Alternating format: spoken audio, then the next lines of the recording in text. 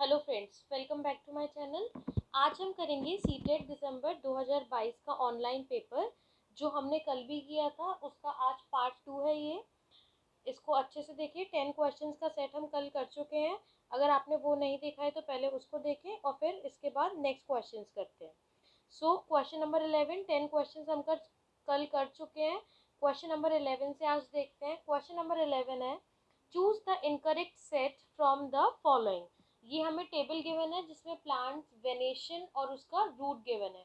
उसमें हमें क्या फाइंड आउट करना है? Incorrect set. ठीक है, तो first plant is hibiscus. Its venation is reticulate venation and root is fibrous root. It is correct? No. Rose में क्या है? रेटिकुलेट वेनेशन और टैप रूट, ये ठीक है। बैम्बू में parallel venation and fibrous root, this is also correct. Paddy में reticulate venation and fibrous root, wrong. जो हिबिस्कस होता है, हिबिस्कस में रेटिकुलेट वेनेशन तो ठीक है, लेकिन जो रूट है वो क्या होती है? Tap root. फाइब्रस रूट की जगह क्या होगी? Tap root. क्लियर है? जो पैडी है, पैडी में क्या है? रेटिकुलेट वेनेशन नहीं होती। कौन सी वेनेशन होती है इसमें? Parallel venation. कौन सी वेनेशन होगी पैडी में? Parallel venation. और रूट कौन सी होगी? Fibrous root. So what is the incorrect set in this? Answer is option A and D. A is incorrect and D is incorrect, तो A and D is option number 3। Answer is option number 3। इसी के साथ चलते हैं next question पे। Next question is, 3 solutions A B C are taken in test tube. ये 3 test tubes लिए हैं हमने। इसमें क्या है? A, B and C. On adding China rose indicator A turn green. जब हम चैनल रोज इंडिकेटर ऐड करते हैं इन तीनों में, ये जो ए है ये क्या हो जाएगी? Green. B remained colourless, B colourless रहेगी हमारी। And C turn dark pink, C क्या हो जाएगी? पिंक कलर की। So what is the nature of A B C? जब हम चैनल रोज इंडिकेटर ऐड करते हैं किसी भी सोल्यूशन में और अगर वो ग्रीन कलर का हो रहा है, इट मीन्स सोल्यूशन कैसा है हमारा? बेसिक सोल्यूशन है, बेस है। अगर कलरलेस है तो इट मीन्स वो क्या है? न्यूट्रल है या फिर सॉल्ट है। न्यूट्रल है या फिर सॉल्ट हम उसको बोल सकते हैं। और अगर वो पिंक टर्न हो रहा है तो इट मीन्स वो क्या है हमारा? एसिड। तो आंसर क्या हुआ? First base, second salt and third acid. तो find out the answer.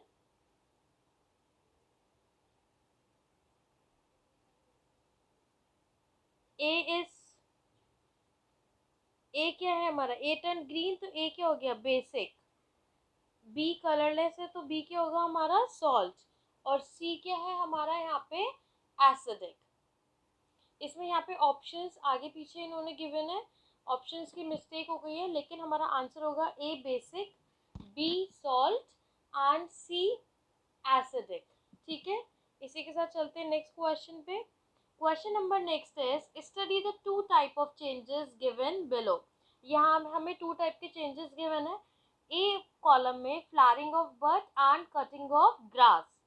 B column में expansion of iron on heating and boiling of water. Now we have to classify them as physical or chemical or irreversible or reversible change. Flowering of birds और cutting of grass किस type के changes हैं? ये दोनों irreversible change है, क्योंकि ये दोनों ही change आपस में reverse नहीं हो सकते हैं। एक बार जब फ्लावरिंग हो गई बर्ड से तो वो दोबारा से बर्ड नहीं बन सकता फ्लावर निकलने के बाद। और ऐसे ही अगर हमने ग्रास को कट कर दिया तो हम दोबारा से उस ग्रास को ज्वाइन नहीं कर सकते। तो दोनों किस टाइप के चेंजेस हैं? Irreversible change. ठीक है, expansion of iron on heating और बॉइलिंग ऑफ वाटर, ये दोनों किस टाइप के चेंजेस हैं? रिवर्सिबल चेंज, क्योंकि जब आयरन को हम हीट करते हैं तो वो अपने आप को एक्सपेंड कर लेता है और वापस से नॉर्मल कूल डाउन होने पे अपनी पोजीशन रीगेन कर लेता है। तो इसलिए ये दोनों किस टाइप के चेंजेस हैं? Reversible change. And in column A it is irreversible change. So answer is option number 3। इसी के साथ चलते हैं नेक्स्ट क्वेश्चन पे। Next question is, what is common in amoeba, starfish, ant and spider? इनमें क्या कॉमन है? Answer is they all lack backbone. इनमें सब में ही बैकबोन नहीं होती है, क्योंकि ये सारे के सारे क्या है? इनवर्टिब्रेट्स है और इनवर्टिब्रेट्स में बैकबोन नहीं होती है। सो इसलिए आंसर इज ऑप्शन नंबर 1। देखते हैं next question. Given below are the steps to conduct an experiment to test the presence of starch in a leaf. Which of the following step is not necessary? हम एक experiment कर रहे हैं जिसमें हम क्या टेस्ट कर रहे हैं? Presence of starch in a leaf. इसमें से कौन सा स्टेप नेसेसरी नहीं है? अगर हमें एक्सपेरिमेंट करना है to test the presence of starch तो हम क्या करेंगे? First of all we will, सबसे पहले हम क्या करेंगे? बॉईल करेंगे लीफ को, सबसे पहले वाटर में और फिर अल्कोहल में। क्यों? जिससे कि उसको हम ब्लीच कर दें और उसका जो ग्रीन कलर कंटेंट है वो चला जाए, जिससे कि हम स्टार्च का टेस्ट उसमें इजीली कर पाएँ। फिर उसके बाद सेकेंडली क्या करेंगे? वॉश करेंगे हम ब्लीच्ड लीफ को। फिर क्या करेंगे? Add a few drops of iodine solution to the bleached leaf. अब ब्लीच्ड लीफ के ऊपर कुछ ड्रॉप्स आयोडीन सॉल्यूशन के डालेंगे। सो कौन सा स्टेप नेसेसरी नहीं है? That is option number 3, heat the leaf on a flame. ये ज़रूरी नहीं है कि हम हीट करें लीफ को फ्लेम के ऊपर। इसी के साथ चलते हैं नेक्स्ट क्वेश्चन पे। How do cyclones decrease the fertility of soil in coastal areas? Cyclone कैसे डिक्रीज कर रहे हैं फर्टिलिटी सॉइल की कोस्टल एरियाज में? क्योंकि जब भी कोई साइक्लोन आ रहा है कोस्टल एरिया में तो साइक्लोन के साथ वहाँ पे क्या आ जाती है? उस एरिया में फ्लड आ जाती है।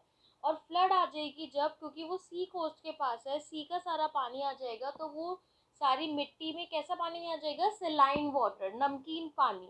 और वो सारा सेलाइन वाटर सॉइल में चला जाएगा और फिर सॉइल क्या हो जाएगी? अपनी फर्टिलिटी को डिक्रीज कर देगी। So answer is option number 3, by flooding lands with saline water. Now the next question is which of the following statements are not true regarding weeding? इसमें से कौन सा स्टेटमेंट वीडिंग के लिए सही नहीं है? First is tilling of soil helps in uprooting and killing of weeds. अगर हम सॉइल को टिल कर रहे हैं वो किस में हेल्प कर रही है? Uprooting and killing of weeds. Okay, ये सही है। Next is weedicides are not harmful for crops in farmer. ये बिल्कुल गलत है, क्योंकि जो वीडीसाइड्स होती है वो हार्मफुल है क्रॉप्स के लिए भी और फार्मर्स के लिए भी। Next is weeding should be done, C is weeding should be done just before harvesting of crop. Weeding हमें कब करनी चाहिए? हार्वेस्टिंग से बिल्कुल पहले करनी चाहिए। नहीं, अगर हम हार्वेस्टिंग से बिल्कुल पहले वीडिंग करेंगे तो जो हमारी वीड्स हैं उसने क्रॉप्स के साथ उतने टाइम में ग्रो कर रही है, क्रॉप के साथ कॉम्पीट कर रही है वो न्यूट्रिएंट्स के लिए, वाटर के लिए, मिनरल्स के लिए। तो हमारी जो क्रॉप है वो अफेक्ट करेगी, उसकी ग्रोथ अफेक्ट करेगी, उसकी क्वालिटी अफेक्ट करेगी। और क्योंकि क्रॉप के साथ जब तक तो वीट भी मैच्योर हो गई होगी, और फिर वहाँ पे क्या हो सकता है? अगर हम वीट को हार्वेस्टिंग ऑफ क्रॉप से पहले ही हटाएंगे तो फिर जब तक तो वीट्स भी ग्रो हो गई होंगी और वीट्स के सीड्स भी वहाँ पे गिर सकते हैं, जिससे कि न्यू वीड्स भी ग्रो कर सकती है। इसलिए this is also incorrect. Now the next is weeds close to the ground can be removed by uprooting them. Yes, हम ऐसे कर सकते हैं। सो क्वेश्चन क्या था हमारा? इनमें से कौन सा सही नहीं है? तो सही कौन सा नहीं है? B and C. So answer is option number 1। इसी के साथ चलते हैं नेक्स्ट क्वेश्चन पे। What are the characteristics of rocket fuel? इनमें से कौन सी कैरेक्टरिस्टिक है रॉकेट फ्यूल की? रॉकेट फ्यूल किस टाइप का होना चाहिए? रॉकेट फ्यूल लाइट होना चाहिए वेट में, जिससे कि इजीली रॉकेट प्रोपेल कर पाए आगे की तरफ। और क्या होना चाहिए? हाई कैलोरीफिक वैल्यू होनी चाहिए रॉकेट फ्यूल की, जिससे कि जो कंबशन होगा वो फास्ट होगा और अच्छे से होगा। रॉकेट हमारा अच्छे से ऊपर से एनर्जी, फुल एनर्जी के साथ ऊपर जा सकता है। And third is burn slowly in absence of air. नहीं, ये बर्न होना चाहिए fastly. This is wrong. So answer is option number A and B. Now the next is question number 19. Read the statement given below. Which of the following is correct option? अब ये assertion reason question है। assertion क्या given है? Petroleum is called black gold. Yes, this statement is true.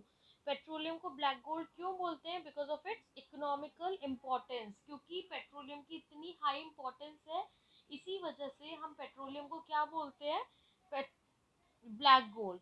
Reason क्या है? Deposits of petroleum are found in black soil. जो deposits है petroleum के वो किस में मिलते हैं? ब्लैक सॉइल में? नो, डिपॉजिट्स ऑफ पेट्रोलियम कहाँ पे मिलते हैं? पेट्रोलियम के डिपॉजिट्स अंडर द सी और under the water body. So answer क्या हुआ? A is true, but R is not true. Answer is option number 3. इसी के साथ चलते हैं नेक्स्ट क्वेश्चन पे. Which of the following is added to increase the shelf life of milk? इनमें से हम कौन सा ऐड करें मिल्क की शेल्फ लाइफ बढ़ाने के लिए? तो इट मीन्स क्या प्रोसेस है of preservation of milk? That is pasteurisation. Pasteurisation क्या प्रोसेस होता है? पास्चराइजेशन एक प्रोसेस है जिसमें हम मिल्क को बॉईल कर रहे हैं 70 डिग्री सेल्सियस तक 15 to 20 मिनट्स तक, और फिर उसके बाद बॉईल करने के बाद सडनली हम उसको चिल करेंगे, रेफ्रिजरेट करेंगे, जिससे कि उसमें जितनी भी ग्रोथ है और बैक्टीरिया की जितनी भी ग्रोथ है, हार्मफुल बैक्टीरिया की, वो किल हो जाए. सो क्या प्रोसेस है to preserve the milk? That is pasteurisation. Answer is option number 3. Next question देखते हैं. The children learned about the history of the village. It surprised them that the villages and agricultural fields of that area were created after clearing the forest about 60 years ago. Class 7 की NCERT science text book में chapter है forest are lifeline. इसमें क्या है? इसमें बच्चों को पढ़ाया गया है हिस्ट्री एक विलेज की, जिसमें बच्चे पढ़ने के बाद सरप्राइज हो गए कि विलेजेस और एग्रीकल्चरल फील्ड्स को उस एरिया के कैसे क्रिएटेड किया है after clearing the forest. Forest को हटाने के बाद वहाँ पे गांव बनाए और एग्रीकल्चरल फील्ड्स बनाए हैं. So which of the following objective of science education does the above except indicate? इनमें से कौन सा ऑब्जेक्टिव साइंस एजुकेशन का इंडिकेट हो रहा है इसमें? First is nurture the aesthetic sense and creativity in science and technology. Second is develop a historical and developmental perspective of science. Third is appreciate issues at interface of science, society and technology. Fourth is understand methods of generation of scientific knowledge. तो कौन सा indicate हो रहा है? That is B and C. So answer is option number 1 B and C. बच्चे develop कर रहे हैं हिस्टोरिकल और डेवलपमेंटल पर्सपेक्टिव साइंस का, और अप्रिशिएट कर रहे हैं इश्यूज को at interface of science, society and technology. उनको समझ आ रही है. So answer is option number 1 B and C. Next question देखते हैं. Which of the following process skill does the given activity aim to develop among students? Question क्या है? Think of the activities carried out you during a normal day. बच्चों से क्या बोला? तुम अपनी एक्टिविटीज सोचो, थिंक करो अपनी एक्टिविटीज को, तुम एक नॉर्मल दिन में क्या क्या करते हो. Can you say in which activity the rate of breathing will be slowest and in which it will be fastest? और बच्चों से पूछा तुम्हारी किस एक्टिविटी में जो आपका रेट है ब्रीदिंग का वो सबसे स्लो होगा, और कौन सी एक्टिविटी में रेट ऑफ ब्रीदिंग बिल्कुल फास्ट होगा. Count your rate of breathing after brisk walk and after running. और फिर बच्चों से क्या बोला कि अपना रेट ऑफ ब्रीदिंग को काउंट करो आफ्टर अ ब्रिस्क वॉक के बाद काउंट करो, और फिर रनिंग के बाद काउंट करो. Do other members of your family have same breathing rate after these activity? और जो तुम्हारी फैमिली के और भी मेंबर्स हैं, क्या उन सबका ब्रीदिंग रेट सेम है? तो ये कौन सी प्रोसेस स्किल को एम कर रहा है? हाइपोथेसिस और प्रेडिक्शन, हाइपोथेसिस और मेजरमेंट, कम्युनिकेशन, एक्सपेरिमेंटेशन, और एक्सपेरिमेंटेशन और मेजरमेंट. तो ये किसको एम कर रहे हैं? That is hypothesis and measurement, क्योंकि बच्चे हाइपोथेसाइज कर रहे हैं, प्रेडिक्ट कर रहे हैं, और फिर उसके बाद मेजर कर रहे हैं कि उनका ब्रीदिंग रेट कितना है. So answer is option number 2. Next question देखते हैं. Consider the following exert taken from NCERT science text book class 7. You might have heard the name of the famous scientist Galileo Galilei. It is said that once Galileo was sitting in a church, he noticed that a lamp suspending from a ceiling with a chain was moving slowly from one side to other. He was surprised to find that his pulse beat. तो इस question में क्या कह रहे हैं कि जो scientist Galileo Galilei थे वो एक चर्च में बैठे थे, और उन्होंने क्या नोटिस करा कि एक लैम्प सस्पेंडेड है उस सीलिंग से. जो वहाँ की सीलिंग थी वहाँ से एक लैम्प ऐसे सस्पेंडेड है with a chain was moving slowly from one side to other. और ये जो लैम्प है वो स्लोली स्लोली एक साइड से दूसरी साइड ऐसे ऐसे करके मूव कर रहे हैं. तो he was surprise to find that जो उसकी पल्स बीट थी the same number of times during the interval in which lamp completed one oscillation, जो उनकी पल्स बीट थी वो सेम नंबर था टाइम जिसमें ये लैम्प एक ऑसिलेशन अपना कंप्लीट कर रहा है. Galileo was experimented with various pendulums to verify his observation. फिर गैलीलियो ने क्या किया, बहुत सारे पेंडुलम के साथ अपनी ऑब्जर्वेशन को वेरीफाई किया and his observation led to development of pendulum clock. और उनकी ऑब्जर्वेशन से ही पेंडुलम क्लॉक को डेवलप किया गया. Winding clock and wrist watches were refinement of the pendulum clock. Which of the following aspects of nature of science does the above excerpt illustrate? तो इसमें से कौन सा नेचर ऑफ साइंस बता रहा है? फर्स्ट है साइंस इज टेंटेटिव है, बेस्ड एम्पेरिकल एविडेंस पे. यस, एविडेंसेस के बेसिस पे ही तो उन्होंने किया है. नेक्स्ट है science is advance through creativity and imagination of science. Right, जो उनके अंदर जो क्रिएटिविटी थी, इमेजिनेशन थी, उससे ही उन्होंने पेंडुलम को डेवलप किए. नेक्स्ट है science is objective and value neutral. No. So answer is B and C. Answer is option number 3, B and C. Next question देखते हैं अब. अगर आपको वीडियो अच्छी लग रही हो तो उसको लाइक करो, शेयर करो अपने फ्रेंड्स के साथ और चैनल को सब्सक्राइब करो. Now the next question is question number 24. which what does the following excerpt illustrate about science? Scottish Alexander Fleming to break from his lab work investigating Staphylococcus and went on a holiday. एक Scottish biologist थे Alexander Fleming. उन्होंने क्या किया, अपने break लिया अपने lab work से. जो इन्वेस्टिगेट वो किस पे कर रहे थे? स्टेफाइलोकोकी पे, जो एक बैक्टीरिया है, और एक हॉलिडे पे चले गए. When he returned, he found that a petri dish which had been left uncovered by mistake had formed blue-green mold. और जब वो वापस आए तो उन्होंने देखा जो पेट्री डिश वो अनकवर्ड छोड़ गए थे बाय मिस्टेक, उसमें क्या बन गया, एक ब्लू ग्रीन मोल्ड बन गया. And that mould contain a powerful antibiotic. और उस मोल्ड में क्या था, एक पावरफुल एंटीबायोटिक था, penicillin, which could kill harmful bacteria without having a toxic effect on human body. और वो पेनिसिलिन क्या कर रहा था, हार्मफुल बैक्टीरिया को किल कर रहा था बिना किसी टॉक्सिक इफेक्ट के ह्यूमन बॉडी पे. तो ये क्या बताता है साइंस के बारे में? One is laws and theories play a central role in developing scientific knowledge.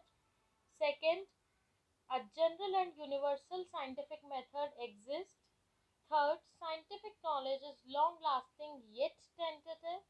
Fourth, scientific discovery is not a linear process. So answer is option number 4. Scientific discovery is not a linear process. ऐसा नहीं है कि आज हम बैठे हैं कि चलो कोई साइंटिफिक डिस्कवरी करते हैं तो हम साइंटिफिक डिस्कवरी कर पा रहे हैं. साइंटिफिक डिस्कवरी कोई लीनियर प्रोसेस नहीं है. ये क्या है, जब हमें किसी चीज़ के लिए वर्क करना पड़ेगा, उसको फोकस करना पड़ेगा, हम बार बार करेंगे, एक्सपेरिमेंट्स करेंगे, तब जाके किसी चीज़ की डिस्कवरी होती है. और ये डिस्कवरी जो यहाँ पे दिखाई इस पैराग्राफ में बताई है, ये डिस्कवरी क्या है, सेरेंडिपिटी, एक्सीडेंटल डिस्कवरी हुई है पेनिसिलिन की. ठीक है, तो इसलिए answer is option number 4. Scientific discovery is not a linear process. Now the next question is a teacher wants to organize a debate for students on wastage of water. एक teacher debate organise कर रही है अपने बच्चों के लिए wastage of water पे. Which of the following is not an accepted learning outcome for the purpose of assessment? इनमें से कौन सा लर्निंग आउटकम एक्सपेक्टेड नहीं है for the purpose of assessment? First is comprehend various causes of wastage of water. बच्चे comprehend कर पाए जो various causes of wastage of water के. राइट, ये तो होना चाहिए, उनको कारण पता लगना चाहिए कि क्या कारण है वेस्टेज ऑफ वाटर के. Second, communicate logically there view point about wastage of water. Right, ये भी बिल्कुल सही है. अपने जो उनके व्यू पॉइंट है, जो उनके व्यूज हैं, उसको लॉजिकली कम्युनिकेट करें about the wastage of water. Next is link their day to day experience and observation. Yes, ये भी बिल्कुल सही है, जो उनके डे टू डे एक्सपीरियंसेस हैं, ऑब्जर्वेशन है, उसको लिंक करें. And next is compete with other classmates by countering their viewpoint on the issue. No, ये गलत चीज़ है. हम बच्चों को कॉम्पीट करना आपस में ये नहीं सिखाते. ओके, तो समझ आया. चलते नेक्स्ट क्वेश्चन पे. Question number 26. Which of the following is incorrect? इनमें से कौन सा गलत है?